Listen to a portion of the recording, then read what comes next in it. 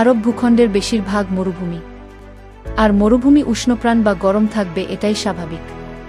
তবে প্রকৃতি যে স্বাভাবিক নিয়ম মানে না এবং নিজের মতোই চলে, তারই অন্যতম উদাহরণ সৌদি আরবের বর্তমান আবহাওয়া। কয়েক বছর আগেও যেখানে মরুর এই দেশের মানুষ গরমের তীব্রতায় অতিষ্ঠ ছিল, আজ ঠিক সেই মরুর দেশেই তীব্র শীতে মানুষের জীবনযাপন কষ্টসাধ্য হয়ে উঠেছে। চলতি বছরের নভেম্বর মাসে ইতিহাসে প্রথমবারের মতো তুষারপাতের দেখা মিলেছে সৌদি আরবে।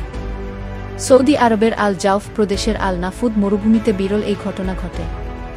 আবহাওয়াবিদদের মতে, আরব সাগরে একটি নিম্নচাপ সৃষ্টি হলে সেখান থেকে আর্দ্রতাপূর্ণ বায়ু উষ্ণ মরুভূমিতে প্রবেশ করে।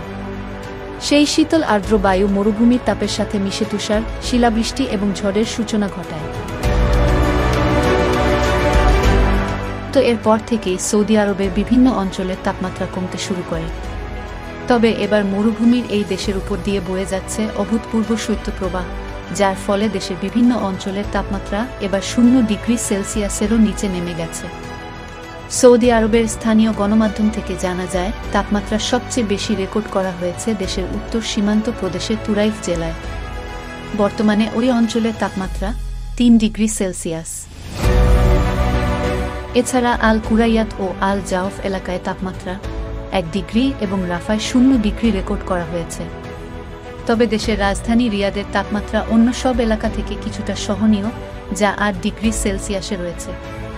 Maisha Rahman, 11 FS news.